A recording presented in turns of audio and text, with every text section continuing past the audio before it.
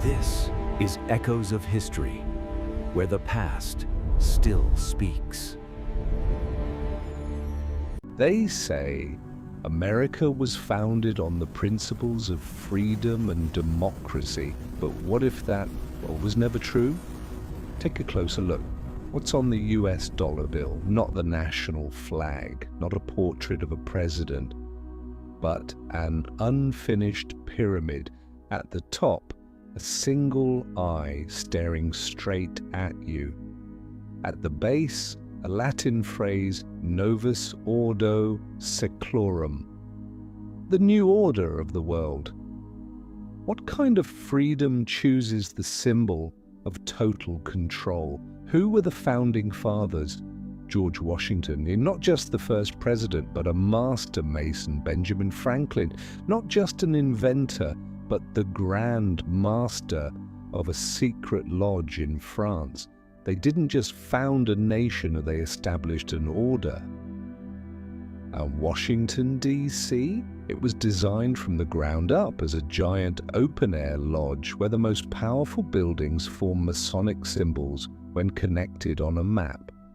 Is this the capital of a republic, or a temple built for an ancient secret society? Maybe. The American Revolution wasn't the birth of freedom. Maybe it was the elegant unveiling of a hidden control system, built on symbols, powered by rituals, and kept alive through absolute silence.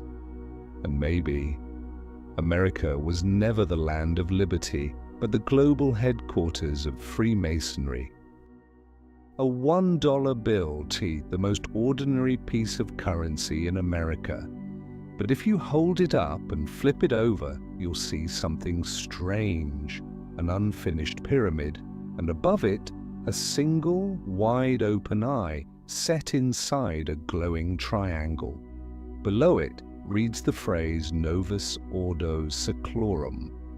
Americans carry this bill every day, yet almost no one asks, why would a modern Christian nation use an ancient Egyptian symbol? Why is the Great Seal written in Latin, a dead language? And why is the all-seeing eye, a symbol deeply tied to secret societies, placed at the very heart of the most powerful currency on earth? The answer, like all answers that are truly unsettling, doesn't lie on the surface. In 1776, when the Declaration of Independence was signed, Americans were told they were breaking free from monarchy. But behind the scenes, a small, silent group was building something else. Not to replace kings, but to control the new system from the shadows. They didn't use weapons, they used symbols. They embedded whispers into the very language of founding documents, whispers only their own could understand. The all-seeing eye, the pyramid, the radiant light from above. These aren't random decorations. They are core symbols of Freemasonry, a secretive fraternity said to have roots in medieval stonemason guilds, but whose rituals trace back even further. Perhaps to Egypt, perhaps to Babylon, or perhaps to something history has deliberately hidden. What's most striking is that the first designers of America's national symbols, men like Charles Thomson, Benjamin Franklin, and Thomas Jefferson, all had deep ties to the Masonic order. Jefferson's involvement is debated, but Franklin's is not. He served as a Grand Master, the head of a powerful lodge in France, where he regularly attended secret meetings alongside Enlightenment philosophers and anti-monarchy nobles. It's hard to believe that these men, architects of modern democracy, didn't know exactly what symbols they were placing on the nation's seal. They didn't choose the eagle by accident. They didn't add a pyramid for aesthetic flair. And they certainly didn't inscribe New Order of the World on the dollar just for decoration. There is a core rule in Freemasonry: he who knows, sees. Symbols are not explained to Igda because they don't need to be explained to outsiders. They are signals meant only for those who have awakened, those who have passed through the 3 degrees of enlightenment: apprentice, fellowcraft, and master. To the average person, they're just design elements. To the initiated, they are commands. And so we return to the original question: was America really built on democracy, or on the foundation of a secret society older than the country itself?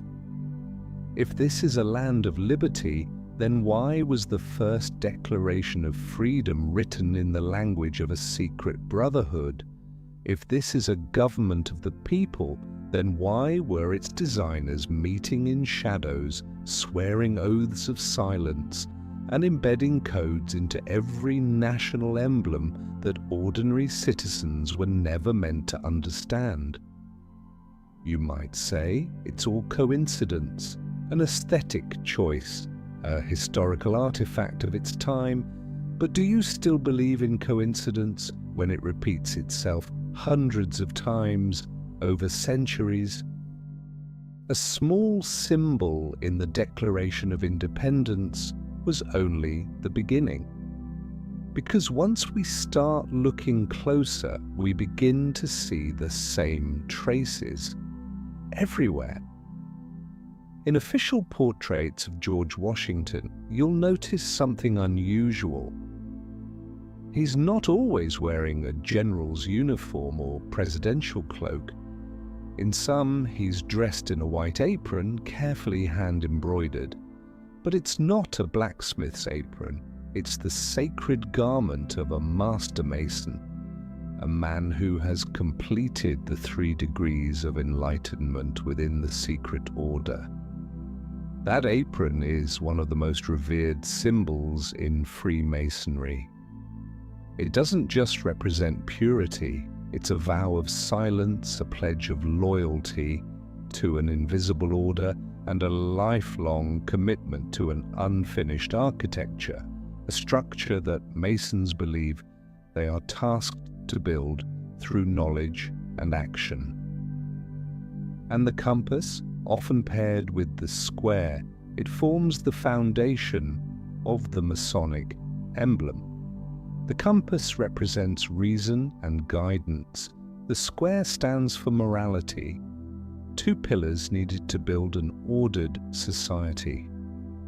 And the small gavel seen in Masonic rituals. It's not just ceremonial.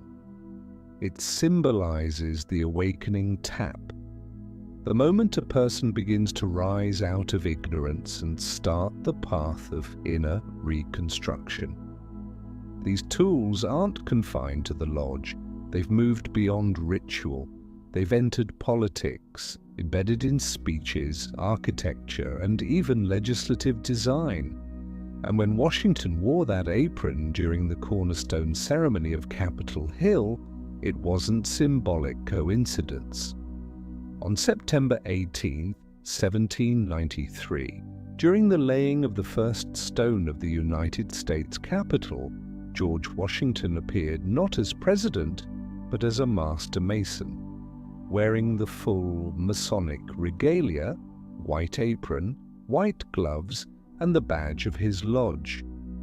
He didn't perform a civil ceremony. He poured wine, scattered grain, and anointed the stone with oil, according to ancient Masonic rites, not any official state protocol. That moment was captured in paintings, preserved in lodge records, and remembered by eyewitnesses. But strangely, you won't find it in your high school history textbook. Why not? Perhaps because it forces us to ask uncomfortable questions. Was America truly built as a secular republic? Or was it born through rituals, symbols, and silent oaths, not tied to any religion, but to a secret fraternity with roots deeper than Christianity itself? It wasn't just Washington. Benjamin Franklin was also a high-ranking Mason, Grand Master of the Supreme Lodge of France. He once praised Masonic philosophy as a guiding light for all mankind. In Paris, during late-night gatherings with Enlightenment thinkers, Franklin didn't just discuss diplomatic strategy. He talked about creating a new world order, one where reason, not bloodline, would determine power. And if you look closely, you'll see that reflected in the very structure of the United States, a nation with no king, no official church, no inherited throne, but a constitution that grants power through light and the light of human reason. Sounds very Masonic, doesn't it? But there's something even more subtle. When the Founding Fathers wore white aprons, they weren't just declaring their membership in a secret society. They were saying they were builders, not builders of houses, but of systems, of society, of an order, an unfinished structure they called the United States of America. And if they were the builders, then who was the architect? That is the question no one has dared to answer. To understand how the Freemasons came to wield such deep influence over American history, we need to return to the beginning. How did Freemasonry make its way to the New World? There was no grand procession, no army escort. This secret society didn't arrive with weapons. It arrived with symbols and with an extraordinary purpose: to plant order where there was chaos. The true origin of Freemasonry remains a mystery. Some scholars believe it emerged from medieval cathedral builders' guilds in Europe, groups responsible for the great Gothic cathedrals of Chartres and Salisbury. These structures weren't just architectural feats, they were physical embodiments of sacred symbolism. These builders formed tightly guarded brotherhoods with their own codes, rituals, and a strict rule. Only the enlightened were taught the craft. But there is another version of history, one less frequently told. It suggests that Freemasonry is a descendant of far older mystery schools, tracing back to ancient Egypt, Greece, or even Babylon. These weren't just builders of stone, they were architects of worldview. By the 17th century, when sacred temples were no longer being constructed, these brotherhoods shifted focus. They began to build people. Their mission became social reconstruction through philosophy, symbolism, and the radical idea of individual liberty. Freemasonry became a gathering place for nobles, scholars, merchants, and thinkers, people who no longer found freedom in the church, but also refused to bow to monarchs, and from England, Scotland, and France, Masonic lodges began spreading quietly across Europe. When Europeans crossed the Atlantic to colonize the New World, Freemasonry crossed with them. But they didn't come as missionaries, they came as seed planters to cultivate a new society built on liberty, free from the grip of thrones and popes. The first Masonic lodge in North America was established in 1733 in Boston under the charter of the Grand Lodge of England.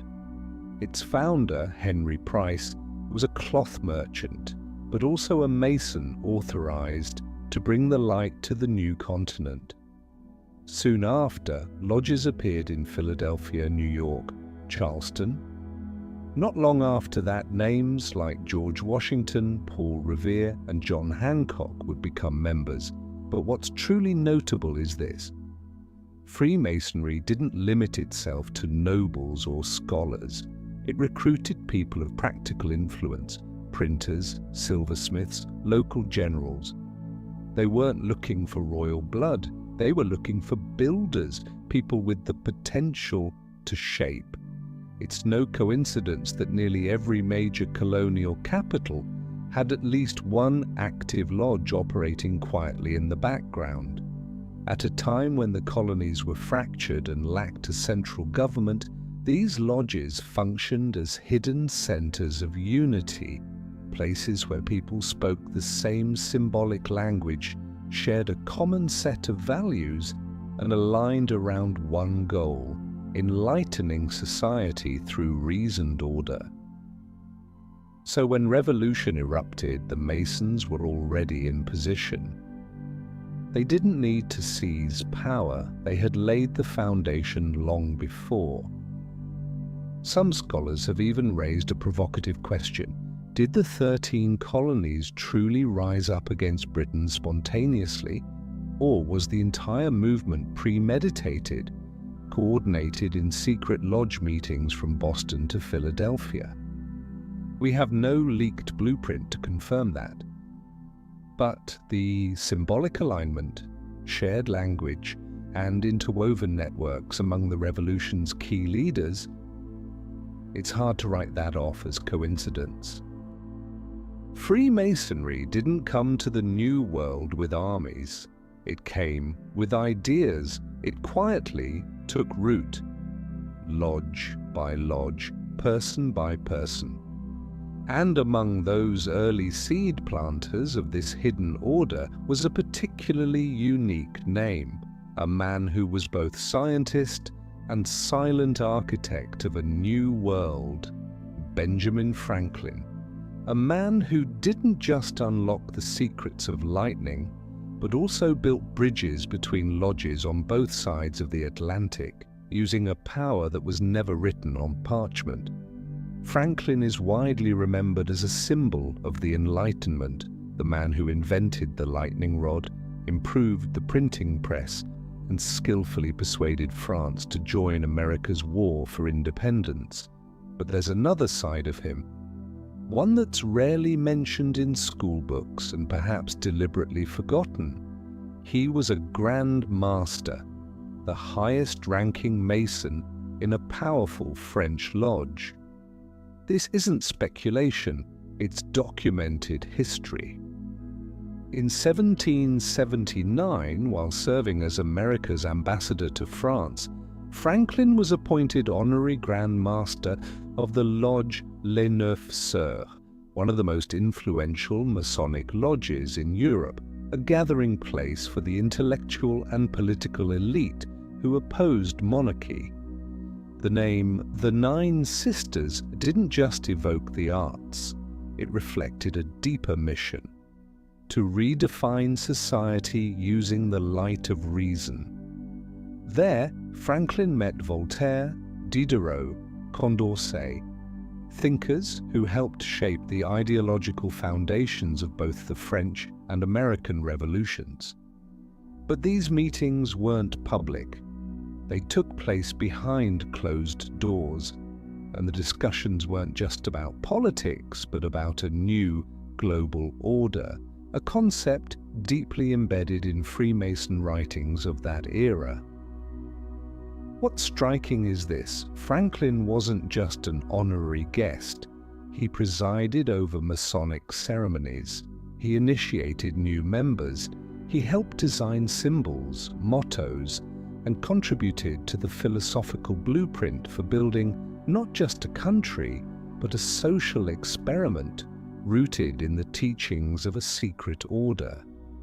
So the question arises, did Franklin serve his country or his lodge? Or to him, were those one and the same? Some scholars have debated whether Franklin was a kind of ideological spy for Europe. But maybe the truth is more complex. He wasn't spying for anyone. He was a link, a bridge between two worlds. One, the old world crumbling under royal rule, and the other, a new world rising from the ashes, built not on scripture, but on the symbols of masonry.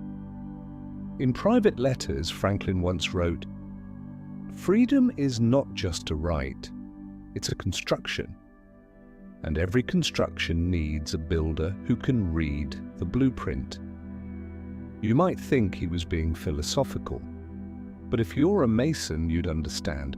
The blueprint he spoke of is the great architect's plan, the sacred design that members swear to build, not with words, but through quiet, deliberate action. While in France, Franklin helped establish several new lodges, including ones that actively recruited officers, merchants, and intellectuals preparing to journey to America. So in many ways, Franklin wasn't just forging military alliances, he was constructing a transatlantic Enlightenment network. And when he returned to America, he brought back not only aid, but an entire ideology wrapped in symbols, vows, and philosophies that were never meant to appear in any official document. So the next time you look at a portrait of Benjamin Franklin, you may see the warm smile, the glasses in hand, the grandfatherly gaze. But don't forget, that man sat in meetings without records, debated ideas that were never written down, and helped birth a nation like no other in history. He wasn't just a founding father. He was one of the invisible architects of an order, one we still may not fully understand today. Franklin laid the ideological foundation for a new America, not just through diplomacy or science, but through the symbols of a secret fraternity he represented. But Franklin wasn't alone. Around him stood men who didn't just talk about building a nation, they saw themselves quite literally as builders. And to them, revolution wasn't an act of rebellion, it was a construction project, brick by brick, oath by oath. You might be familiar with the founding fathers as battlefield heroes or political visionaries. But what few remember is that many of them were actual builders, not of homes, but members of the Freemasons, the ancient and accepted order of Freemasons. And they weren't a fringe group. According to historical records, more than 50% of senior officers in the American Revolutionary Army were Masons. They met in lodges, swore their vows by candlelight, used secret handshakes, encoded symbols, and above all, shared a single philosophy. Freedom doesn't come from blood, it comes from will. And freedom must be built as a long-term project.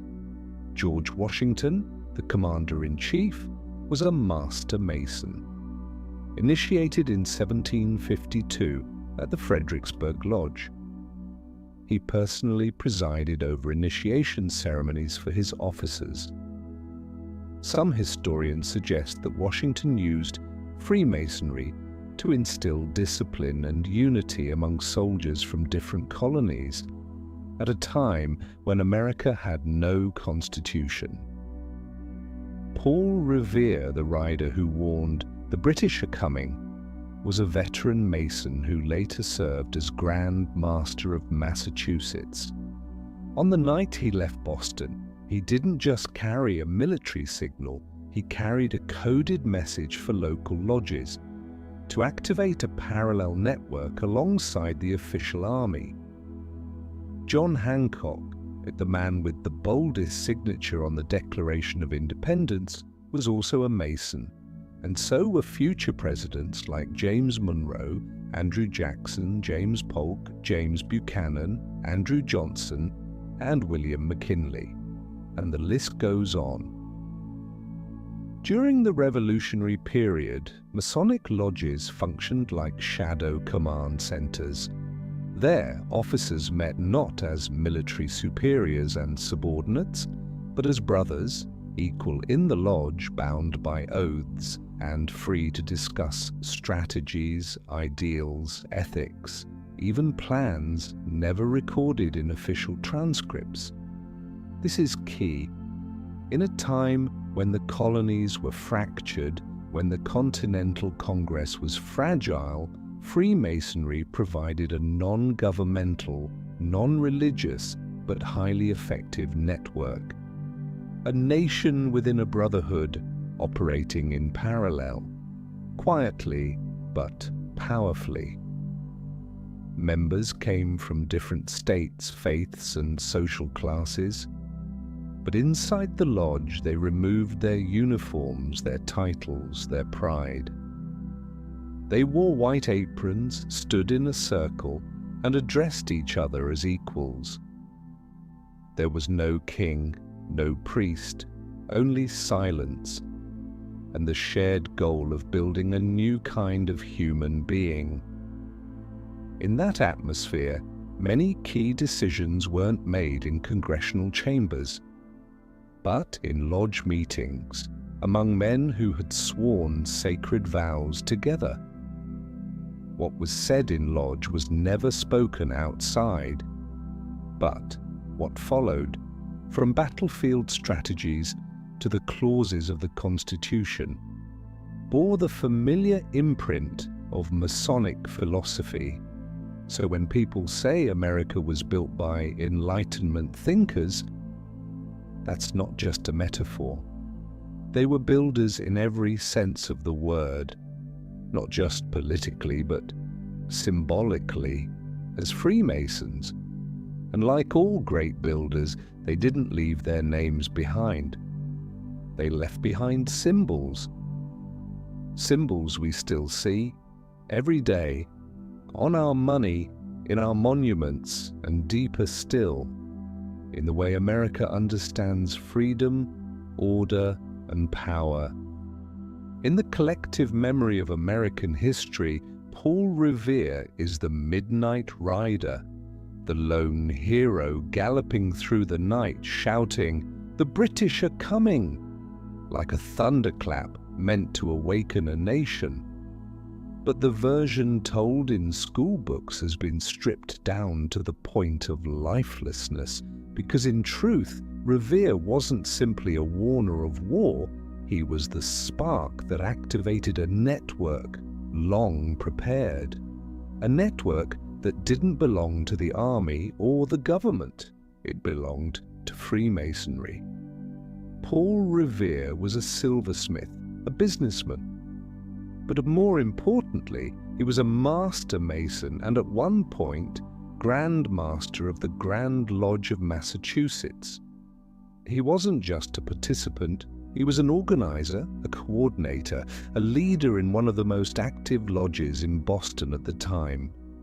Meetings were held in secret, under ancient ritual with symbols, handshakes, and vows of silence. On the night of April 18, 1775, Revere left Boston under cover of darkness, riding through towns and villages to warn of the British advance toward Lexington and Concord.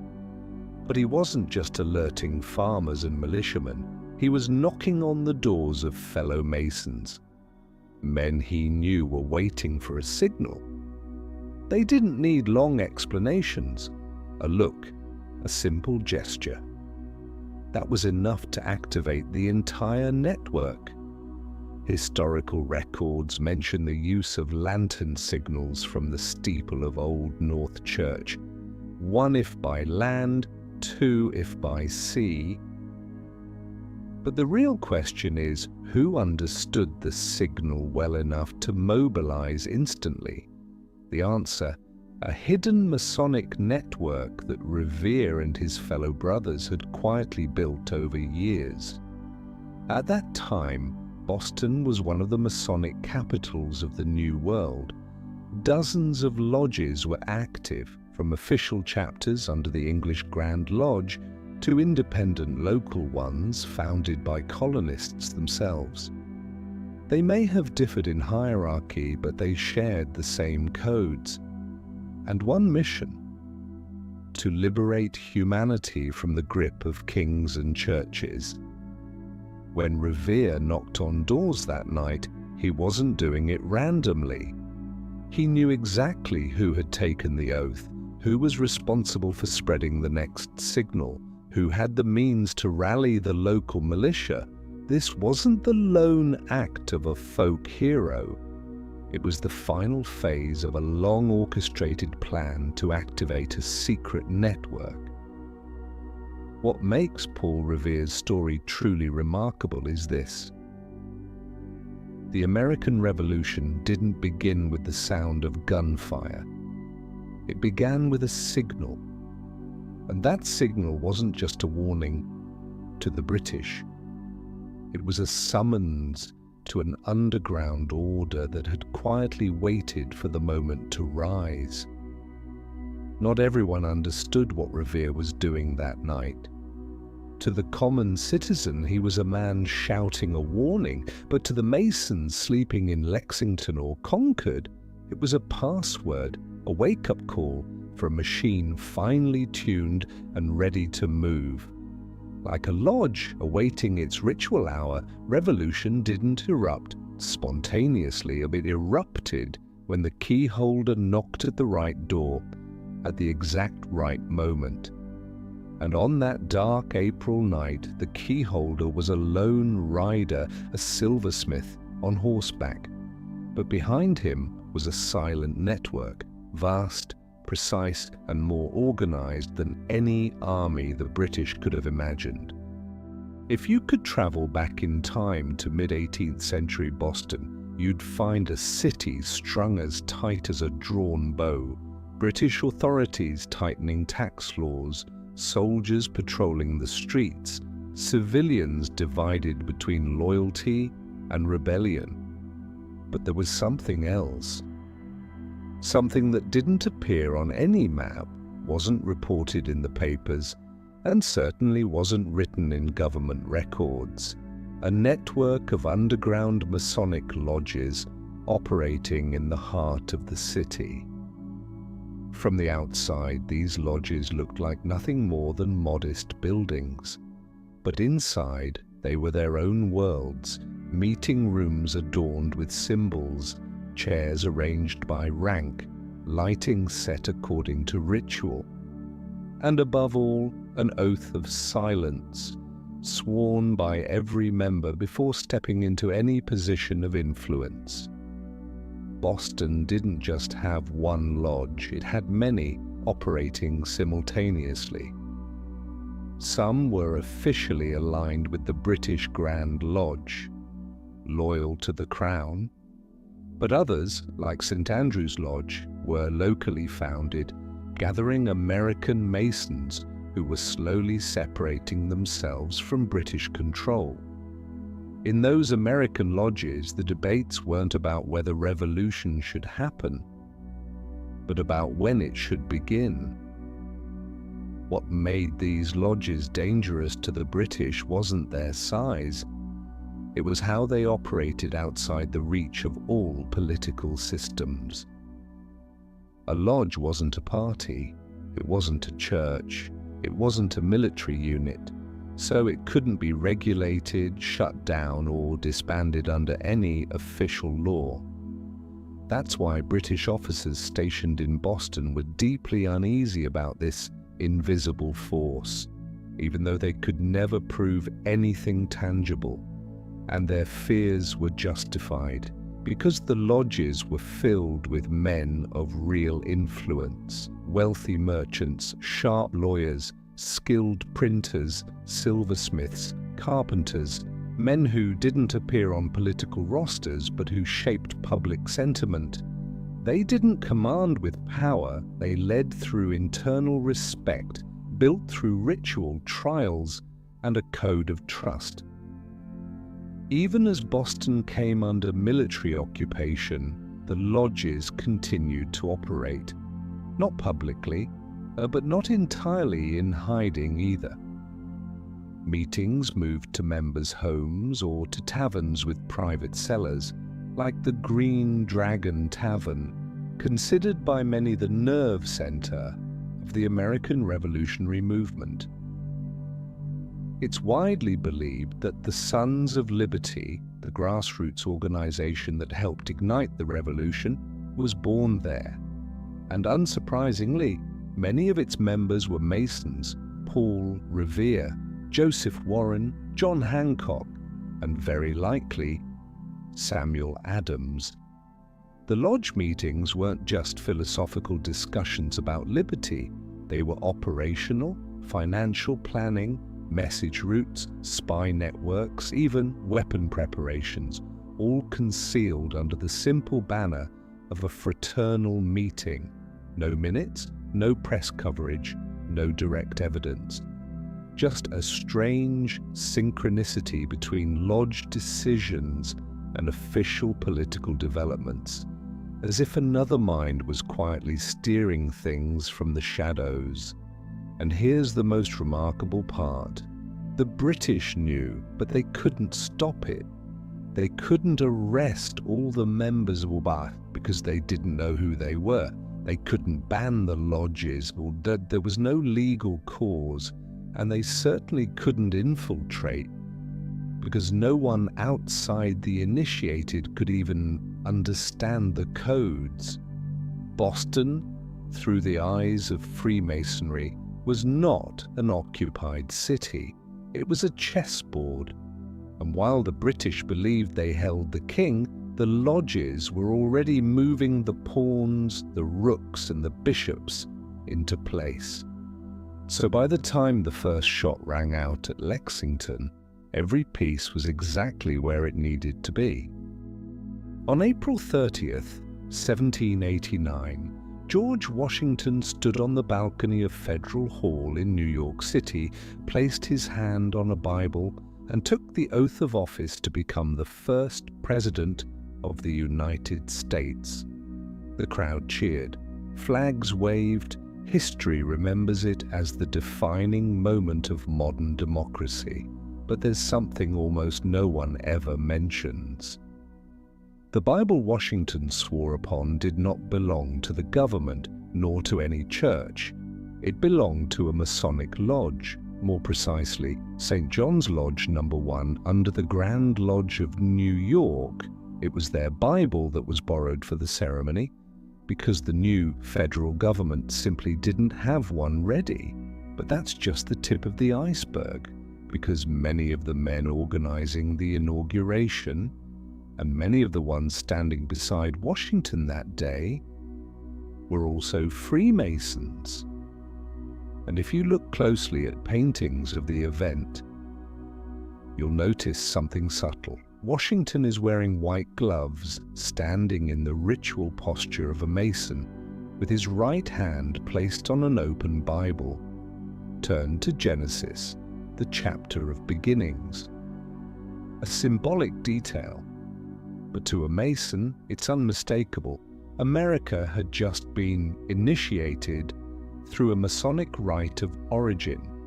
Some records even claim that when Washington finished his oath, he bowed his head and quietly added the phrase, "So help me God," a phrase commonly heard in Masonic initiation ceremonies, though not required by the US Constitution. You might say, perhaps it was just coincidence, but then you learn that Washington personally presided over the largest Masonic ceremonies of his time, that he wore the apron, donned the gloves, poured the wine, and scattered the grain during the cornerstone laying ceremony of the United States Capitol, an ancient Freemasonry ritual symbolizing the founding of a new order. And perhaps most telling of all, it was Washington himself who allowed the Masonic lodges to continue operating publicly after the Revolution, even though no law required him to do so. He remained silent on the matter, letting them exist as a parallel structure to government, so long as they served the interests of the Republic. So now we must ask the uncomfortable question. George Washington, the father of the nation, in that sacred moment, who was he really swearing his oath to? To the people, of course.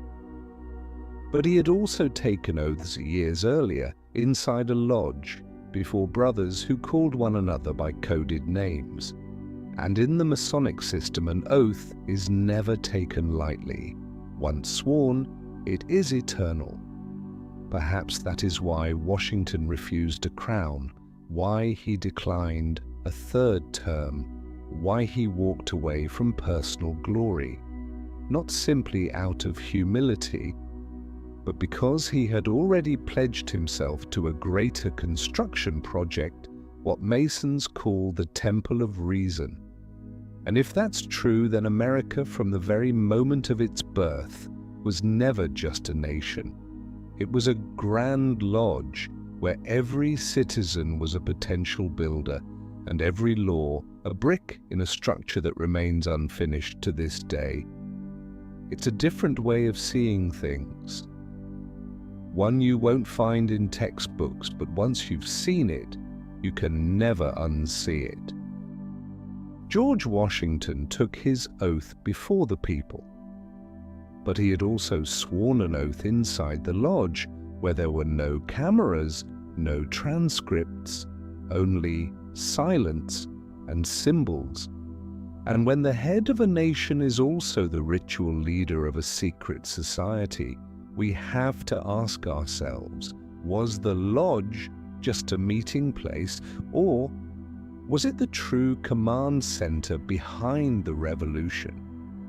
In the days before a nation was born, when there was no Department of Defense, no centralized intelligence agency, no formal structure to coordinate war across 13 colonies, who was really in charge? The answer may lie behind closed doors, in meetings with no minutes, no recordings, but a strict hierarchy and flawless order, the Masonic lodges. Between 1775 and 1783, chaos reigned. The colonies still functioned almost independently. Washington's Continental Army was young, poorly equipped, and deeply divided by politics, by religion, by conflicting goals, and yet one thing held it together: a secret fraternity. Freemasonry wasn't a military force, but that was its strength. It wasn't bound by territory. It didn't need licenses or legal recognition. It couldn't be censored by Congress or exposed by the enemy, because no one could prove that a lodge meeting was an act of treason. And yet lodges had everything that a fledgling government lacked: a federal network stretching from Boston to Charleston, from Philadelphia to New York. A system of signs, codes, and recognition rituals, no tech required, yet incredibly effective across regions. Local leadership loyal to a higher order, like decentralized command units. And most crucial of all, a foundation of absolute trust between brothers. Something even the Continental Congress had not fully achieved. Between 1776 and 1781, many historians have noted a strange pattern. Military strategy appeared unusually synchronized between colonies, despite Congress having little binding authority. How did forces from Massachusetts coordinate so seamlessly with those from Virginia when they followed different laws, had no shared command, and often no direct communication? A bold theory emerged: many top commanders were Masons, and they exchanged strategic information within the lodge far beyond the reach of any government official. Just consider George Washington, Master Mason; Henry Knox, Mason; Nathaniel Greene, Mason; Israel Putnam, Joseph Warren, John Sullivan, all Masons. On the battlefield, they may have disagreed politically, but inside the lodge they stood as equals. They called one another brother and pledged their loyalty to something higher than any nation, a shared order. You could call it coincidence. But coincidence doesn't explain why so many intricate plans were never intercepted by the British at a time when there were no telegraphs, no phones, no encrypted messages. So who passed the intelligence? Who drew the maps? Who coordinated the moves? The lodge wasn't just a place for philosophy. It was a space with the people, the trust, and the structure to act. And once an oath was made, members were willing to risk everything to protect the common construction. If that's true, then Freemasonry wasn't just a spiritual army. It may have been the underground command center of the entire revolution, operating more effectively than any government agency at the time. So what do we call it? A secret society, a command system, or the true heart of the uprising? If the lodges were the hidden brain coordinating the revolution, then they needed a nervous system, a way to transmit signals quickly, accurately, and without a trace. And the secret fraternity had just that. Long before anyone imagined the telegraph or military intelligence, no maps, no passwords barked across the battlefield, just signs, oaths, and couriers without names, recognized instantly wherever they went. Before Morse code, before telegrams, before the United States had a single intelligence agency, there already existed a fast, reliable, and unbreakable system of communication. No wires, no encryption, no official documentation. It ran on something deceptively simple: recognition between two people by a single handshake. This was the Masonic network, and it may have been one of the first covert communication systems of the American Revolution. Freemasonry didn't operate like a military unit. They had no formal ranks, no clerks taking notes, no paperwork left behind. But what they had was what every intelligence network dreams of: passwords, symbols, silent signals, and, most critically, anonymous couriers wearing no uniforms, holding no rank, yet able to pass freely, with support at every stop. A Mason could cross through multiple colonies without carrying any documents. If caught, he had nothing that could be used against him. But if he reached a lodge in a town where he needed to be, all it took was a chalked symbol on a wooden table, a head tilt at just the right angle, or a special greeting, and he would be recognized and trusted, no questions asked, because every man there had sworn the same oath at the start of his journey, an oath stronger than any government contract: do not betray, do not reveal, do not ask why, just act. This explains why, throughout the Revolutionary War, the British repeatedly failed to disrupt communication between rebel forces. It wasn't because the Americans had better technology. They had no technology. What they had were lodges, safe houses for messengers who didn't write, didn't speak. They simply arrived at the right place at the right time. From Massachusetts to Pennsylvania, from Virginia to South Carolina, lodges functioned like living relay stations, places where news of British troop movements, arms stockpiles, or orders from Washington himself could be passed along without a trace. And if anyone ever wondered, how did militias seem to know troop movements before official word arrived?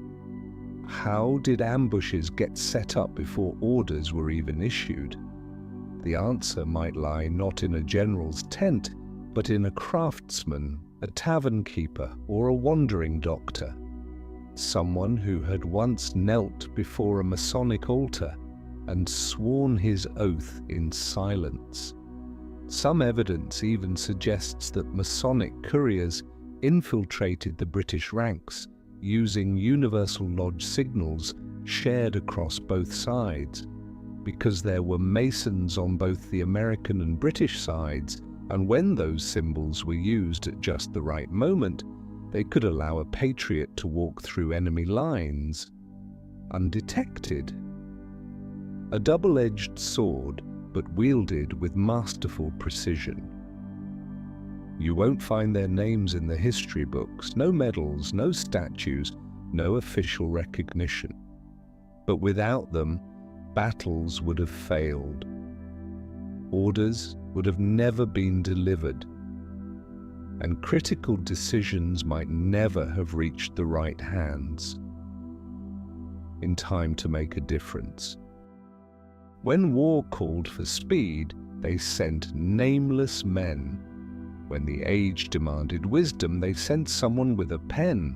Not everyone carried a rifle. Some carried a pen. And in the world of secret societies, a book isn't always written to persuade the masses. Sometimes it's written to awaken those who've taken an oath. Thomas Paine was one of those men. And the Age of Reason wasn't just a declaration, it was a cipher. Thomas Paine, a familiar name in American history, a voice of reason in the storm of revolution. His work, Common Sense, inspired tens of thousands to rise against British monarchy. But the book that truly terrified religious authorities wasn't Common Sense. It was another one, The Age of Reason, released while Europe still trembled in the shadow of the Church. This book didn't just attack organized religion, it called on humanity to return to reason as the only source of light. Paine wrote, "My religion is to do good." He rejected theology, denied divine authority, and boldly declared, "My God does not write books." Clergy called it blasphemy. But inside Freemason lodges, the Age of Reason passed from hand to hand like a secret document, an unofficial manifesto of Masonic philosophy, written not in code, but in words with two layers of meaning. Read it closely, and you'll see that Paine wasn't calling for the destruction of spirituality. Quite the opposite. He believed in a great creator, a phrase echoed in Masonic rituals where God isn't defined by scripture or shape, but as the great architect of the universe, the one who designed the laws of reason, balance, and order. Paine was never officially confirmed as a Mason, but his writings are filled with unmistakable Masonic themes. He called reason the true light that guides mankind. In Masonry, light is the second degree after one is initiated. He emphasized individual liberty rooted in morality, aligned with Masonry's belief in self-construction. He used the term natural order, the foundational concept of an ideal society in every lodge. Paine also lived in France, where he was closely connected with prominent Masons involved in the French Revolution, many of them friends of Benjamin Franklin, Grand Master of the Paris Lodge. In the political salons of the 18th century, revolutionaries didn't just plot to overthrow kings, they dreamed of a new world where Masonic ideals replaced both thrones and pulpits. The Age of Reason was born in that world, a book not meant for the superstitious crowd, but written for the awakened, for those who had once stood in the lodge, sworn sacred oaths by candlelight, and understood that morality, not dogma, is the true foundation of freedom. That's why the book was fiercely condemned by religious institutions, but quietly passed along among intellectuals, military officers, and especially Masons. Many in that era didn't understand what Paine was really saying. But those who had received the light knew.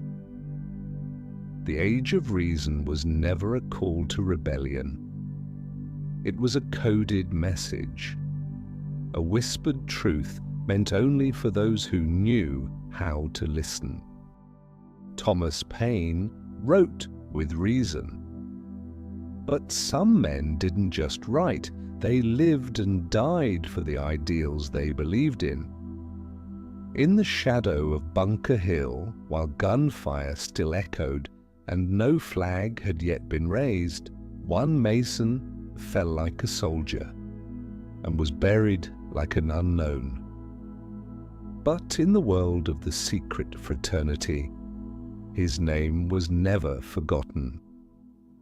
Joseph Warren, a silent symbol of loyalty at a time when history hadn't yet decided who to remember. His name doesn't appear on currency. There is no national monument bearing his face. American children don't learn his story in school. But in Masonic lodges across Boston, New England, and beyond, Joseph Warren is spoken of with almost sacred reverence. He wasn't just a physician, a political activist, a general in the colonial militia. He was a Mason, and he died keeping his oath. On June 17, 1775, the Battle of Bunker Hill erupted. British troops marched on Charlestown in overwhelming numbers.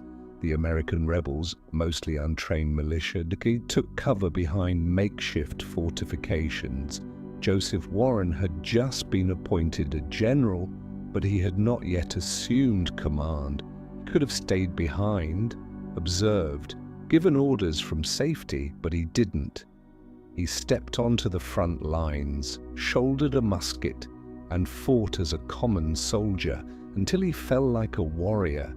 His body was later identified by British officers. And because Warren had been a prominent political leader in Massachusetts, they deliberately desecrated his remains as a warning to others. He was dumped in a shallow grave, no funeral, no honors, no flag. To official history, that was the end of his story. A promising figure lost too early, overshadowed by names like Washington or Adams. But to the Masonic lodges, that was only the beginning. Warren had been a core member of St. Andrew's Lodge in Boston, one of the most critical lodges in the pre-revolutionary years. He wasn't just a Mason, he had served as Grand Master of the local Grand Lodge, a title reserved only for men of real influence and trust within the community. When news of his death reached the lodges, memorial rituals began, not once, but every year. For decades, lodges across Massachusetts held silent ceremonies in his honor, commemorating the brother who died while fulfilling the vow to serve a higher order beyond oneself. Even in 1825, 50 years after his death, Marquis de Lafayette, the French hero of both the American and French revolutions, visited Warren's grave in Boston. He knelt, took a handful of earth and said, "This is the soil of a great man." It was not a political gesture, it was a deeply symbolic act, or, and quite possibly, a Masonic rite. So why is Joseph Warren not honored more widely like other founding fathers? Perhaps because he died too soon, before he had the chance to sign the documents that would immortalize others. Or perhaps because his true role lay within a network history doesn't dare name: Freemasonry. a man standing at the intersection of medicine, politics, warfare, and secret fraternity, and who gave his life at the very moment history needed silence more than celebration. But to the Mason, he's never forgotten. Each year, on June 17th, in lodges across Massachusetts, a candle is lit. His name is not shouted, but in the soft glow of the lodge they remember there are heroes who need no statues.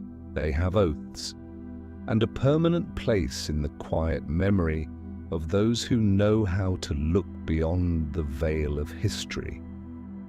Joseph Warren fell before the United States was even born.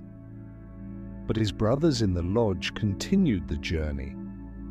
And when the smoke of war finally cleared, they didn't just rebuild a nation, they began drafting the first blueprint for a new order. The Constitution was written, it's not just by statesmen, but by men who had once sworn oaths in silence, by candlelight, to an ideal that reached beyond even the Republic itself. So we must ask, who really wrote the US Constitution, and what did they place inside it that we still haven't fully seen? The US Constitution, appraised as the pinnacle of democratic thought, transparency, and rule of law. But few realize that many of its framers were deeply connected to a secret fraternity that had existed long before America did, Freemasonry. The Constitutional Convention of 1787 took place in Philadelphia. Inside Independence Hall, 55 delegates from 12 states gathered over several months to reimagine the foundation of a new nation. But the people in that room weren't just politicians, lawyers, or slaveholders. An astonishing number were high-ranking Masons. George Washington, who presided over the convention, was a master Mason. Benjamin Franklin, the oldest and arguably most influential delegate, was a Grand Master in France. John Blair, Gunning Bedford Jr., Daniel Carroll, James McHenry, all documented Masons. Some estimates suggest that at least 1/3 of the Constitution's framers were either Freemasons or closely tied to local lodges.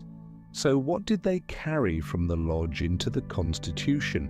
Not rituals, not coded symbols, but a way of thinking, a structure, a deep-rooted philosophy that sees man as a builder of reason, where society is not divinely ordained, but designed like an intricate structure, layered, balanced, and governed by principles.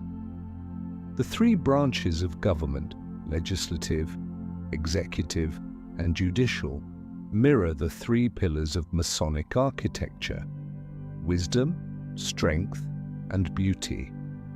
The separation of powers and mutual oversight reflect the degree system within Masonry: entered apprentice, fellow craft, and master Mason, each with its own boundaries, rituals, and truths, and none allowed to progress without being enlightened. Even the opening words, "We the people," sound democratic, but echo a Masonic ideal. Every person is a rough stone, to be shaped and polished until they fit as a perfect piece of a greater architectural whole. Franklin once wrote, "No man was ever born perfect, but every man can be shaped." In the lodge, this was a sacred truth. In the Constitution, it became the foundation of citizenship, not as subjects of a crown, but as builders of a nation. Even the geographic layout of the Capitol, with the Capitol at the center, the Supreme Court to the east, the White House to the west, mirrors the traditional layout of a Masonic lodge, where the worshipful master, senior warden, and junior warden sit at three cardinal points, forming a triangle of energy, the symbolic seat of light, order, and reason. So, Was the Constitution simply the result of political compromise? Or was it the culmination of centuries of Masonic thought, passed down through whispered tradition, refined through ritual, and, finally, etched onto paper as a blueprint too sacred to name? That's why when modern Americans read the Constitution, they see a democratic document. But when a Mason reads it, they may see something more, a blueprint, the foundation plan for a grand lodge called the United States of America. If the Constitution was the spiritual blueprint of America, then the Capitol building is its physical manifestation. It's not just where lawmakers meet, it's the architectural reflection of the entire philosophy of the United States. It is the United States Capitol, the heart of legislative power in America. But here's the strange part. The laying of its cornerstone wasn't a civil event. It was a Masonic ritual. On September 18, 1793, George Washington, by then president, arrived at an empty hill on the eastern edge of the newly founded capital, Washington, D.C. But he wasn't in military uniform. He wore a Masonic apron, white gloves, and was accompanied by a full procession of local lodges. They conducted an ancient ceremony, scattering grain, pouring wine, and anointing with oil, symbols of prosperity, peace, and illumination. The ritual is well documented in Freemason records, but here's what's more telling. There is no record of any US government objection, no replacement ceremony. It was accepted as a natural part of laying the foundation of democracy. And from that ritual, a building rose, not just made of stone and marble, but of symbols. The original Capitol building, with its domed rotunda east-facing front and stairways climbing toward the sunrise, resembles an ancient Greek temple, a place where one ascends toward light. That wasn't by accident. In Masonic architecture, the east is the direction of intellectual light, where the worshipful master presides over the lodge. The Capitol's three-part structure, central dome, east and west wings, reflects the three pillars of Masonry: wisdom, strength, and beauty. Even the interior details are the high ceilings, the circular forms, the chandelier hanging at the center, create a space of perfect geometric balance, what Masons call the inner light of geometry. But here's what's truly astonishing. The original design of the Capitol wasn't submitted by a government architect. It was proposed by William Thornton, not just an architect, but a master mason. Thornton won the competition with a neoclassical design. But if you flip through the drawings, you'll notice something. The axes, proportions, and layout echo the structure of an English-style ritual lodge, scaled up to the size of a city. And the Capitol does not stand alone. It is aligned along axes with the White House, the Supreme Court, and the Washington Monument. These roads and sight lines, when drawn as straight lines, form familiar Masonic shapes: compass, square, five-pointed star, equilateral triangle. Some alignments even appear at a 23.5-degree tilt, matching the axial tilt of the Earth. Coincidence? Or was someone embedding a symbolic map in the heart of the Capitol, as if to say, we didn't just build this nation, we shaped how it would see the universe. Some call it art, some call it faith. But for those who've ever stood inside a Masonic lodge, they understand Architecture is a language, and when words can't be spoken, shapes speak truths no one wants to hear out loud.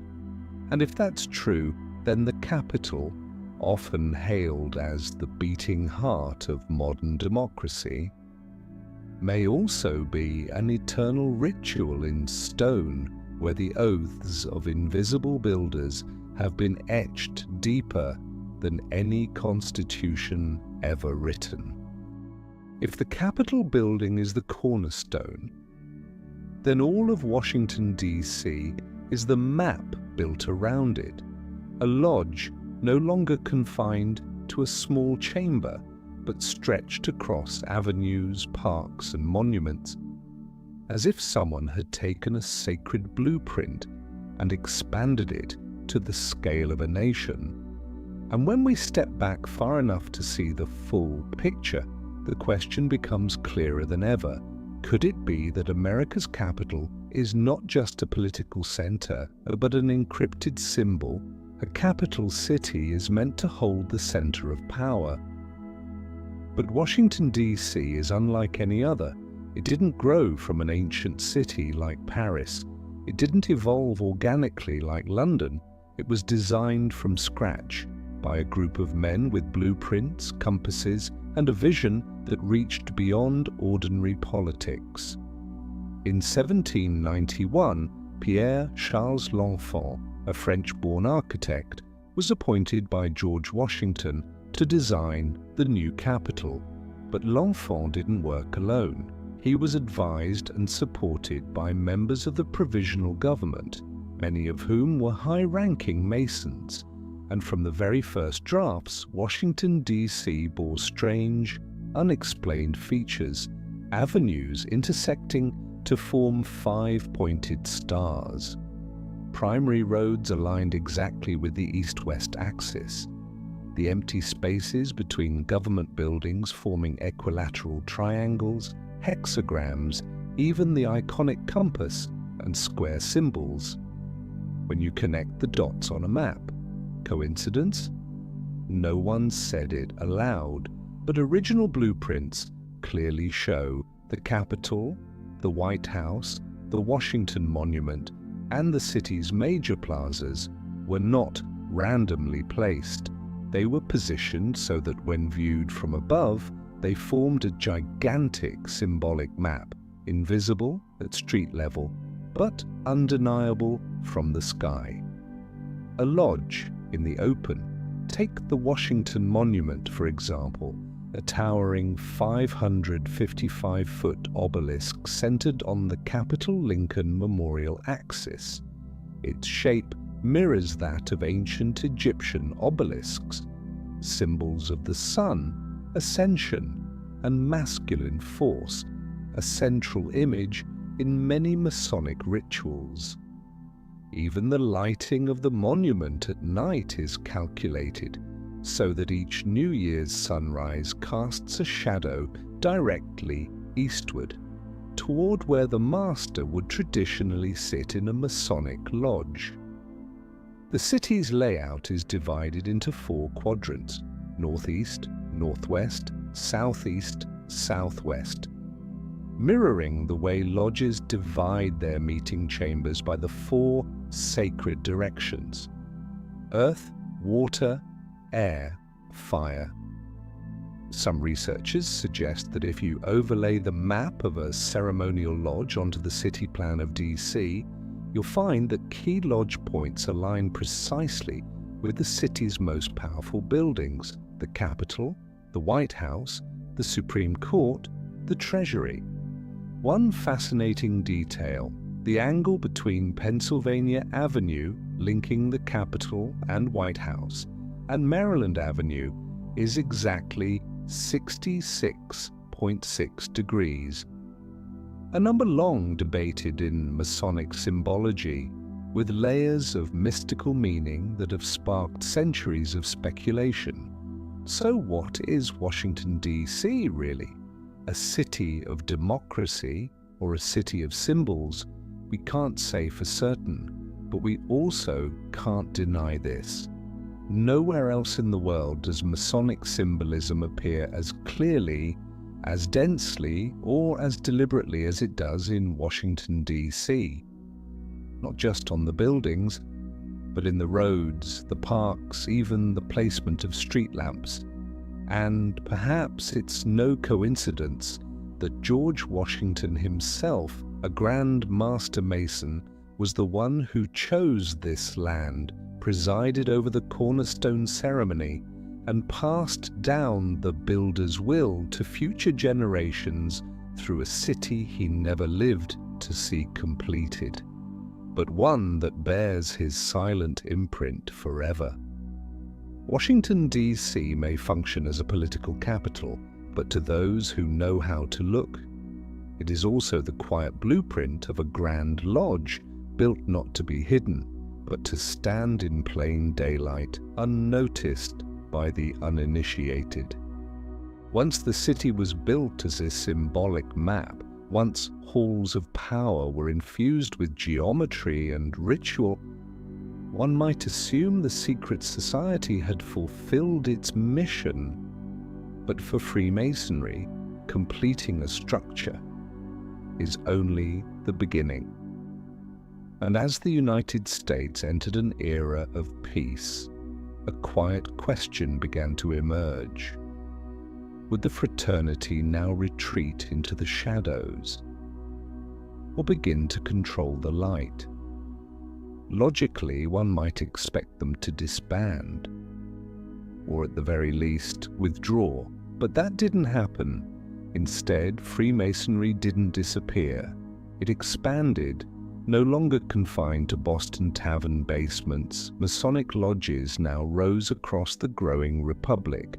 From Philadelphia to New Orleans, from Virginia to Kentucky, every major city had at least one publicly visible lodge, complete with buildings, signs, and spokesmen. They no longer needed to hide, because now many of those running the new government were Masons themselves. George Washington remained connected to his lodge until the end of his life. James Monroe, a Mason. Andrew Jackson, a Mason. Across the states, governors, mayors, judges entered lodges not merely for social prestige, but as an initiation into a parallel structure of influence. Freemasonry didn't seize power, they didn't form political parties, they didn't run for office, but they were present at every level of the new power hierarchy, like a hidden foundation no one sees, yet holding the entire structure above it. In 1799, just a few years after Washington's death, the Grand Lodge of England recorded, "The spread of Masonry across the Americas has exceeded all expectation." Not as an organization, but as a wave at the spirit of a new era. Why? Because in a time of chaos, Masonry offered order. In a time of war, they created unity. And in a time of peace, they provided something else, a standard. In a land with no aristocracy, no royal traditions, no state church, the lodge became one of the few places that preserved hierarchy, ritual, and belief in a higher order beyond the individual. Freemasonry didn't dissolve, they changed fronts from the basements of secrecy into legislative chambers, from the flicker of ceremonial candlelight into the glow of government buildings, from oaths of war to whispers beside lawmakers and treasurers, and so began a new chapter.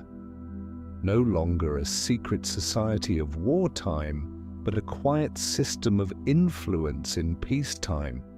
As they no longer needed to hide, they moved silently into new seats of power, not through political slogans, but through personal influence and a network of trust forged during the Revolution.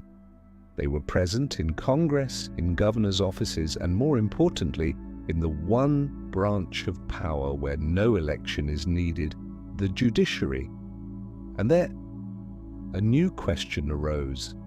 How many of the first Supreme Court justices were Masons, and just how far did their influence reach? When the US government officially began operating in 1789, Congress and the President took center stage. But in a quieter corner, away from the noise, the elections, and the spotlight, another institution was born, one that would wield supreme power over constitutional disputes for centuries to come, the Supreme Court. And just like the other branches of government, Freemasonry was not absent. John Jay, the first Chief Justice, had no confirmed Masonic record, but his successor did. John Marshall, and the longest-serving Chief Justice in US history, the man who laid the foundation of modern judicial power, was a master Mason. Marshall had served as an officer in the Continental Army, fought alongside George Washington, and was a member of Richmond Lodge No. 13 in Virginia. He wasn't merely a participant, and he presided over numerous lodge ceremonies after the war, including the initiation of high-level political figures. So the question arises, did Masonic influence shape legal decisions? The answer isn't easy to measure. But look closely at how Marshall governed the court, and you'll see Masonic pillars clearly reflected, a belief in universal law, echoing Masonry's reverence for cosmic order, elevating the Constitution to the highest authority, much like the sacred ritual texts seen as unbreakable light within a lodge. Most notably, the emphasis on checks and balances between branches, what Masons refer to as balance and harmony, the equilibrium of wisdom, virtue, and action. In the court's first 2 decades, at least 3 justices were confirmed Masons: John Marshall, Bushrod Washington, George Washington's nephew, and William Johnson. It's likely others were affiliated with local lodges, but never left a paper trail. In true Masonic tradition, no need for recognition. But Masonry's role in the judiciary wasn't just about who they were, it was about how they thought. Freemasonry is a world of ritual, order, and philosophical reflection, where every word, every gesture is weighed like evidence in a courtroom. So when Masons stepped into the American legal system, they brought with them an ancient mental framework. Never judge in haste, never act from emotion. Always seek the light, the truth, between opposing extremes.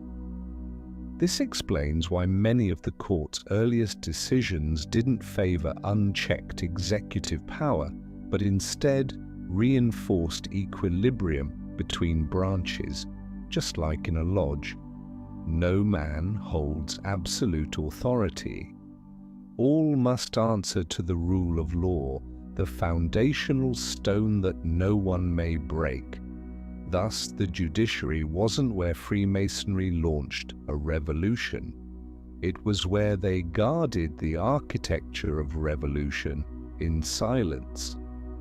While politics stirred, while administrations rose and fell, the courts remained.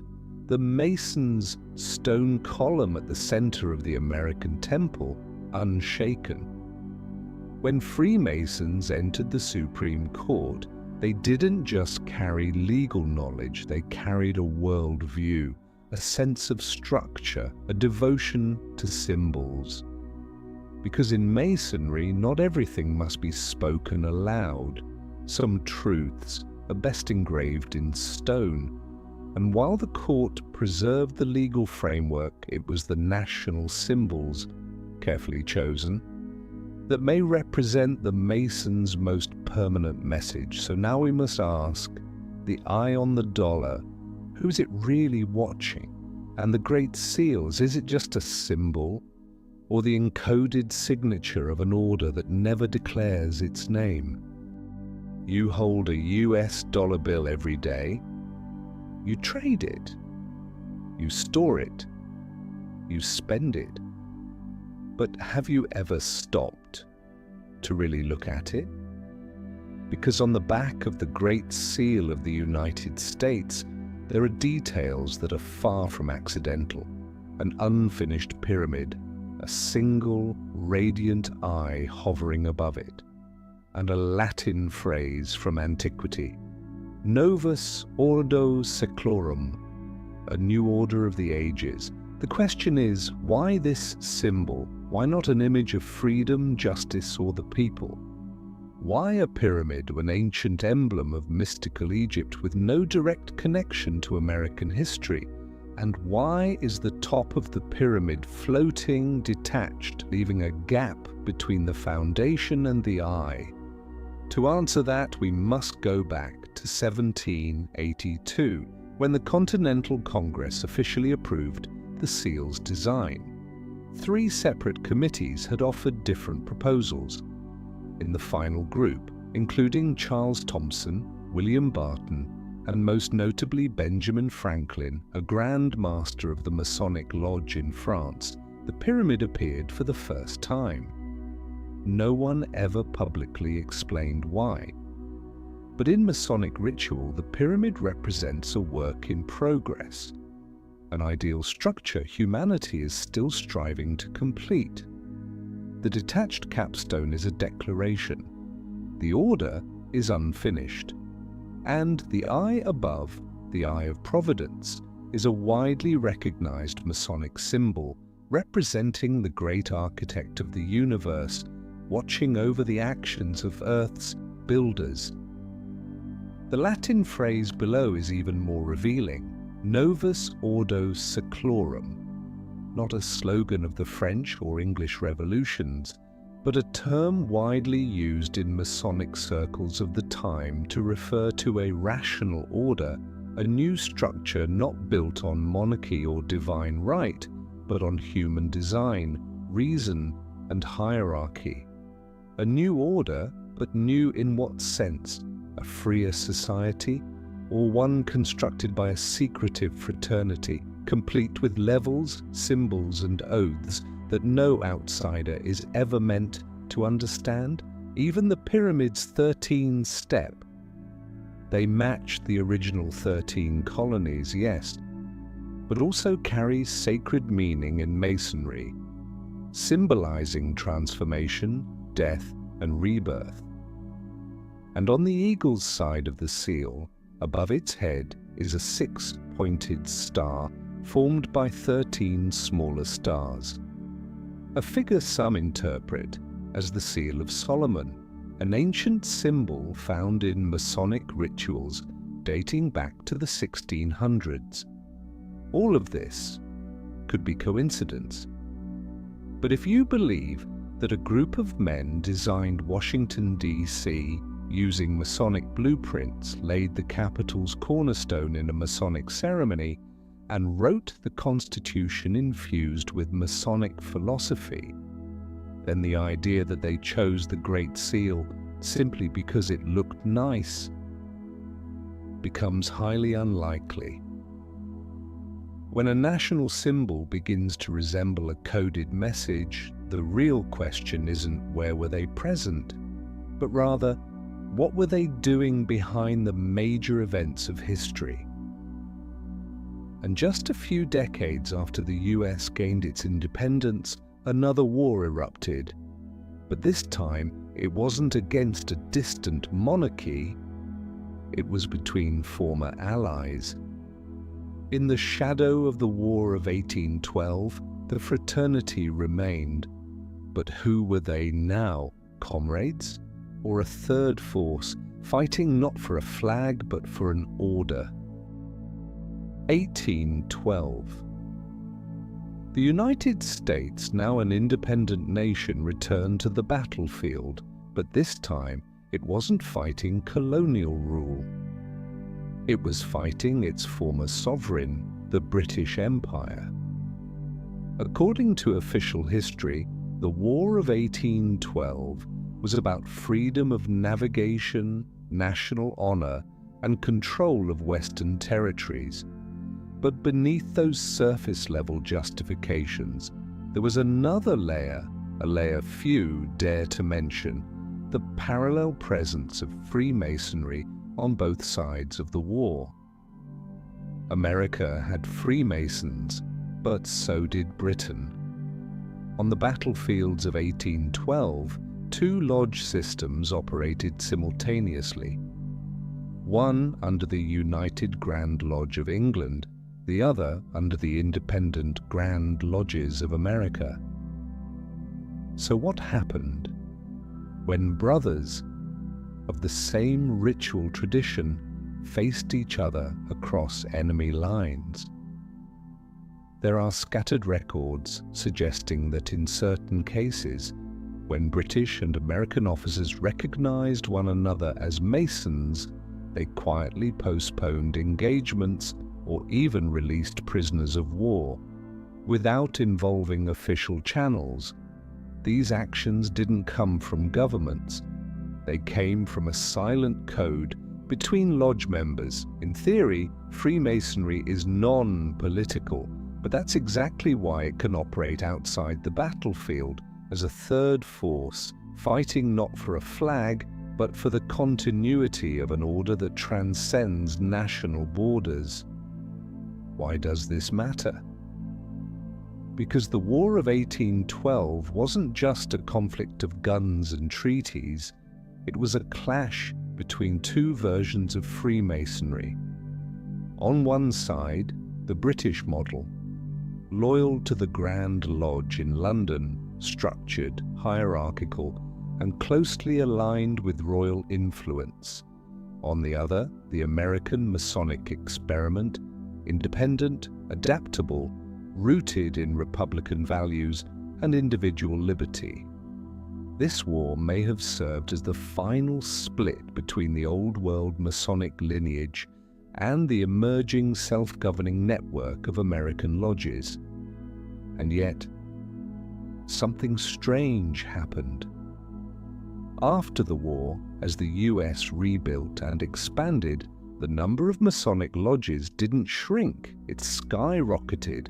From New York to Ohio, Louisiana to Indiana, hundreds of new lodges appeared, as if the war had become a catalyst for restructuring and expanding a silent order, cloaked in the language of freedom.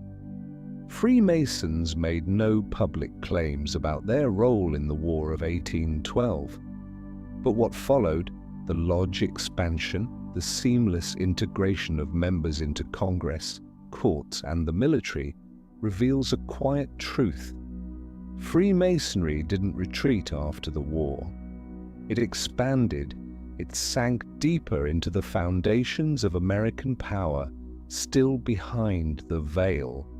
But that very silence began to stir unease, because when a group never claims power, but always seems to appear where power resides, eventually the public no longer sees them as brothers.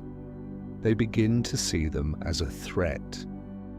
There was a time when Freemasonry stood as a symbol of idealism, intellect, and nation-building. But as the 19th century dawned, that image began to crack. And then, within the span of just one short decade, the secret society that once stood behind the Founding Fathers became the target of public condemnation. What happened? It wasn't the revelation of a grand conspiracy. It wasn't a failed coup. It was a name, William Morgan.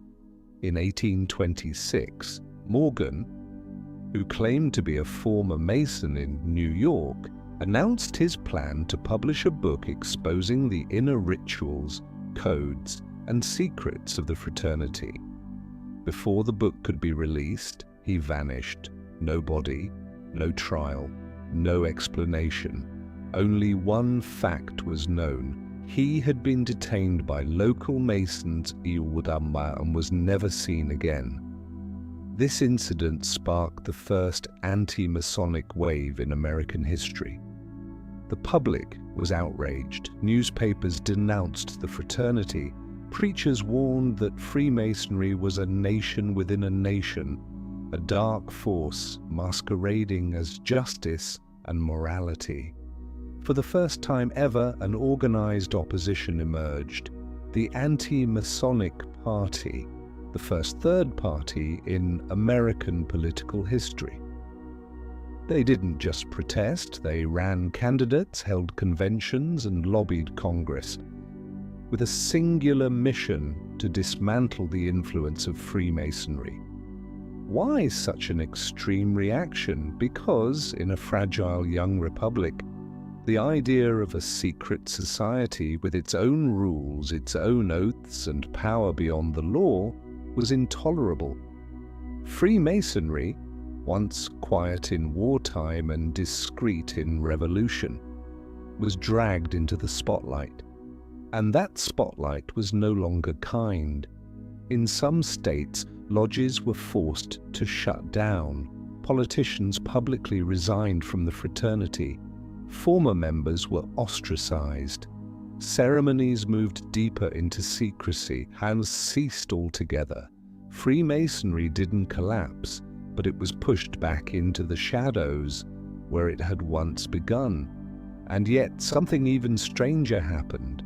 Despite open hostility, Freemasonry said nothing.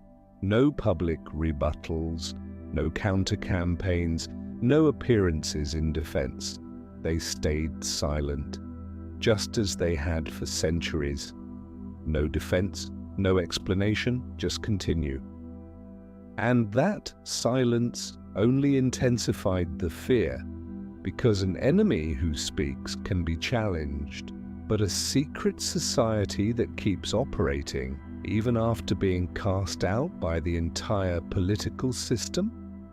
Then the question is no longer why they were attacked, but rather, why, after everything, did they survive?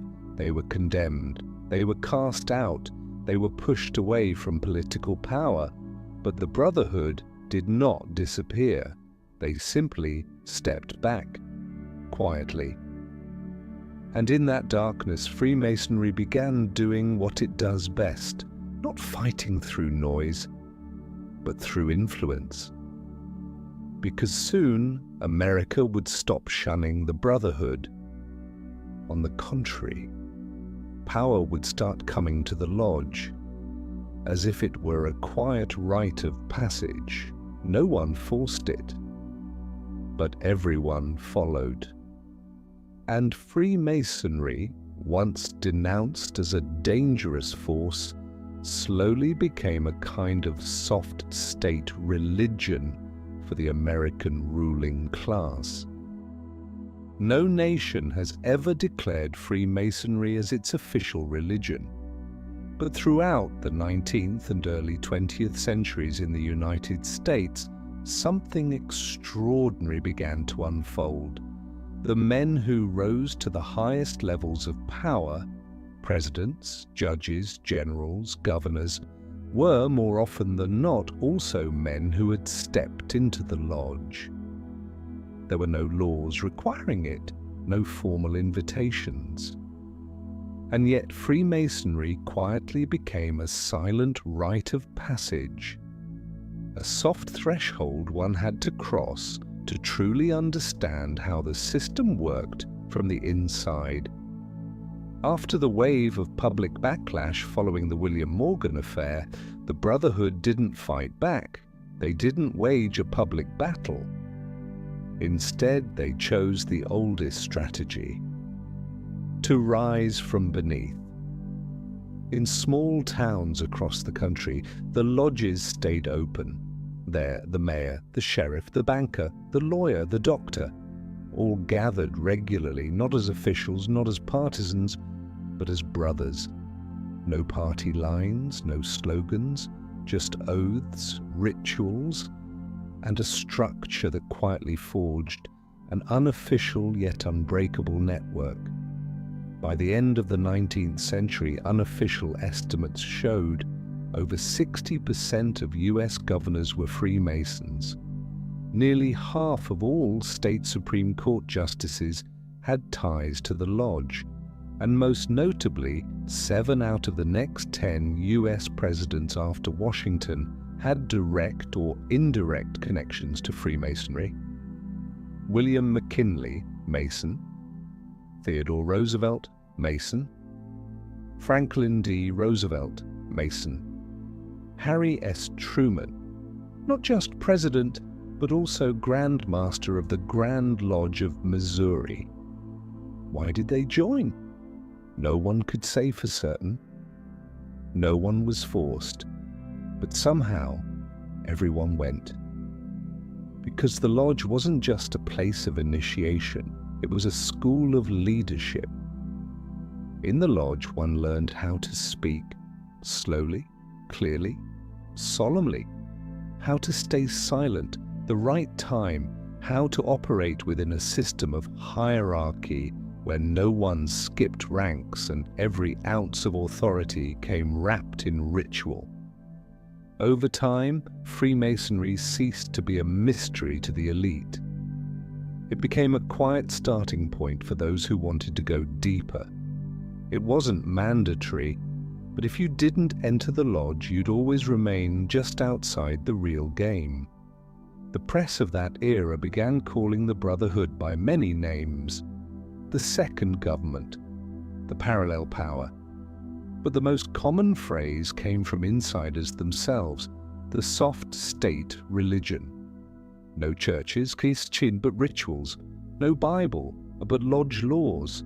No priests, but thousands of men quietly devoted to the light of reason and living by it. This wasn't hard power, this was foundational power. The kind that never shows up on television, isn't written in any constitution, but is present in every closed room where major decisions are made. And so people began to understand Freemasonry didn't need to seize the nation by force. All it had to do was set the standard and watch as every person in power willingly adhered to it. As Freemasonry became the silent standard of influence, entering the lodge no longer felt optional. It became something of a second birth for those who wanted to rise further.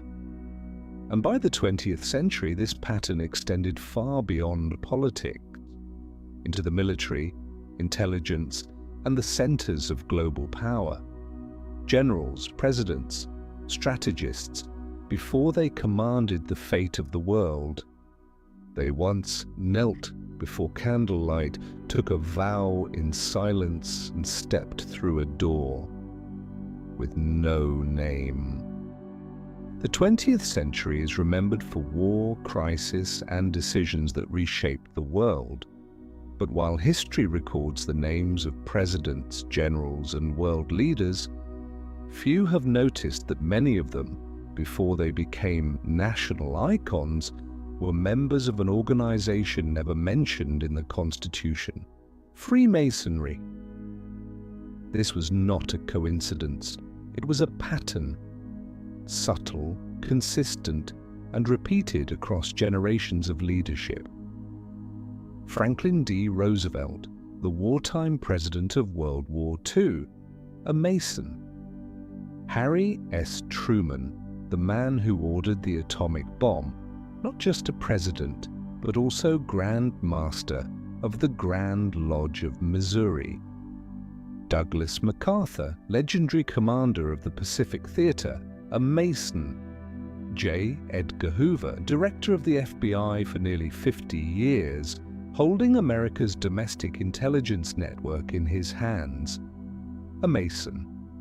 And they weren't just casual members. Many of them participated in private rituals held far from the public eye. No media, no official records. Just symbols, oaths, and unwritten looks. Why would the most powerful men in the world step into an ancient organization with no army, no budget, no voters? The answer lies in what Freemasonry offered: a space where power is stripped of politics and returned to symbolic structure, where every decision must balance between wisdom, ethics, and order. Inside the lodge, a president is not a president. A general wears no rank. Everyone is simply a brother. And it is precisely this artificial equality that gave the powerful a rare sense of safety. But because of that, Masonic initiations in the 20th century became increasingly secretive. The public had begun to suspect. The press had begun to investigate. And the more powerful the lodge became, the harder it was to maintain the illusion of being apolitical. So the ceremonies moved behind closed doors, inside state capitals, the private homes of grandmasters, even, according to some rumors, inside military bases or restricted government facilities. No announcements, no cameras, only whispered recollections or internal records never meant to see the light of day. There were rumors that some Cold War decisions were first floated within the lodge, that presidents in waiting were privately morally evaluated before entering the White House, that closed-door meetings between world leaders began from Masonic ties spanning nations. No one confirmed these things, and no one denied them. Because the Brotherhood doesn't operate like a conventional institution, they don't control power.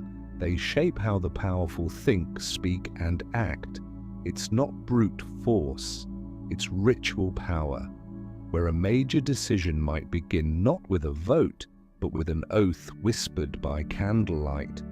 When the most powerful men of the 20th century stepped into the lodge, they didn't just join a tradition, they entered a structure that had survived for centuries without ever collapsing. And while presidents and generals eventually fade from office, something remains. A quiet force that operates, connects, and restructures without ever needing to stand in the spotlight. So today the question is no longer who was a Mason, it is who now holds the keys to that entire system. For more than 3 centuries, Freemasonry has had no president, no supreme commander, no written constitution declaring its ultimate authority. And that is exactly what makes the question so difficult. Who is really coordinating this network? Who makes the decisions? Who chooses who gets in and who stays out? When we speak of power, we usually imagine clear offices, official titles, and visible chains of command. But Freemasonry doesn't operate that way. Its system functions more like a network of veins, flowing just beneath the skin of global power. Each country has its own Grand Lodge. Each US state has its own Grand Lodge. But behind all of them lies a web of international connections, not publicly declared, yet quietly maintained by high-level representatives from each lodge. There is no leader of world Freemasonry, but in every generation, certain individuals emerge, known quietly as the ones holding the keys. Not through elections, but through respect, personal influence, and the ability to preserve the lodge's structure according to ancient tradition. Take, for example, the early 20th century.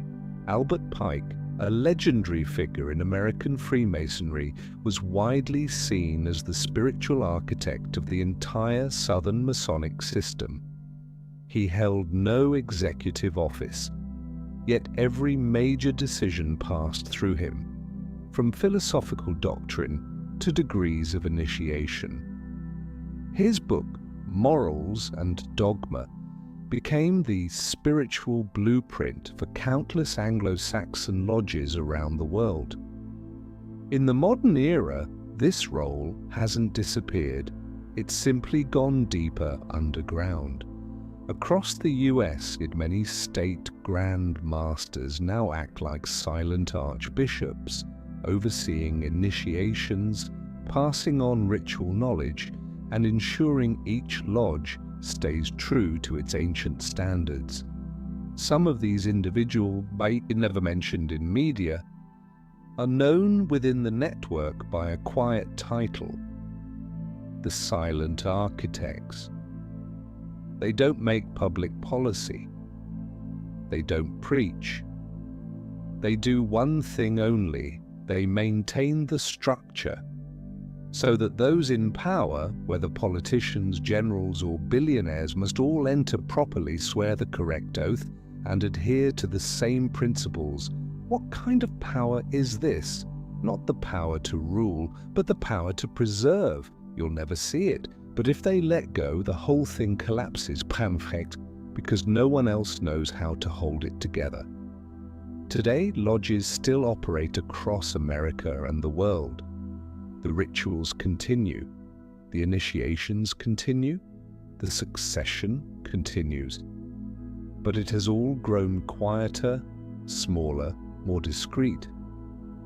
Not because it has weakened, but because it has blended so deeply into the architecture of modern power, you can no longer tell where government ends and where the lodge begins. And so the old question returns, but this time with a sharper edge. Who really controls power in this age? A government? An international body? Or a network that's existed for centuries and still operates, even if its name appears nowhere at all? From a faint symbol on the Declaration of Independence to secret rituals behind 20th century war rooms. Freemasonry doesn't appear as a separate institution, but rather as the foundation beneath the entire structure of the American system. You could say it's all coincidence, that the triangles in government buildings are just aesthetic, that the presidents who were Masons simply joined because everyone did back then, that the eye on the dollar bill isn't watching anyone, that the unfinished pyramid was simply never fully drawn. You could absolutely believe all of that. But if history has taught us anything, it's this. Real power is never loud. It doesn't need to win elections. It doesn't need to appear on the evening news. It only needs to be present, where decisions are made, and turn those decisions into unspoken default. When people hear the word Freemasonry, they often think of America, a country where its symbols appear openly from paper currency to the Capitol building. But the truth is, this secretive order didn't begin in America, and it never truly belonged to just one nation. Freemasonry is a global network. Its roots stretch deep into Europe, and its branches have extended across continents, from Britain, France, and Germany to colonies in Asia, Africa, and South America.